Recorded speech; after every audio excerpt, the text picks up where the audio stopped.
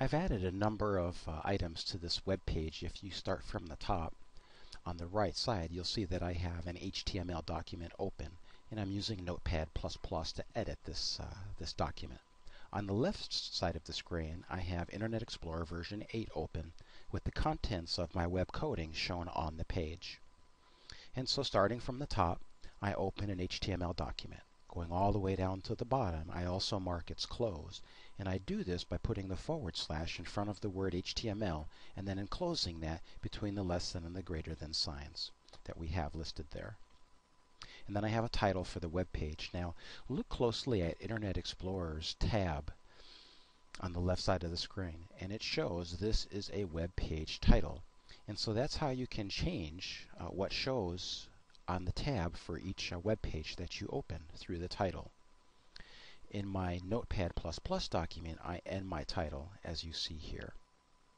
I also end the header since that's the end of information that's part of that portion of the page.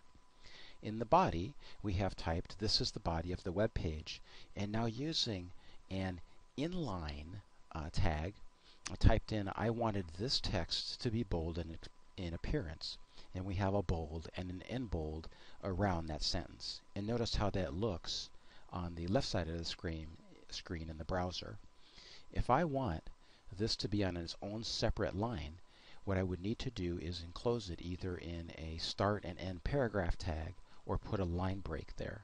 And so if you look here, we have two paragraphs. This is a new paragraph, and then this is another paragraph. And notice there really isn't any new lines between those two. And so we have the start of a paragraph, our words, and the end of a paragraph. And then the start of another paragraph, and then the end of that same paragraph. Notice how they appear in the web page. And so they're both brand new paragraphs, and they're right above the lists that we have shown there. Let's take a second to take a look at the ordered list.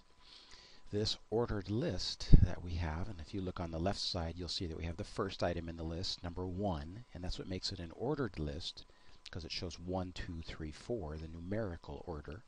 Then we have the second item in the list, the third, and the fourth. Now we start with the ordered list tag. We have this here on the screen, OL.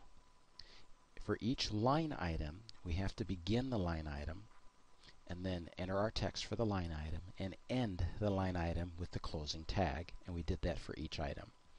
After we enter our last line item, then we have to remember to close the ordered list.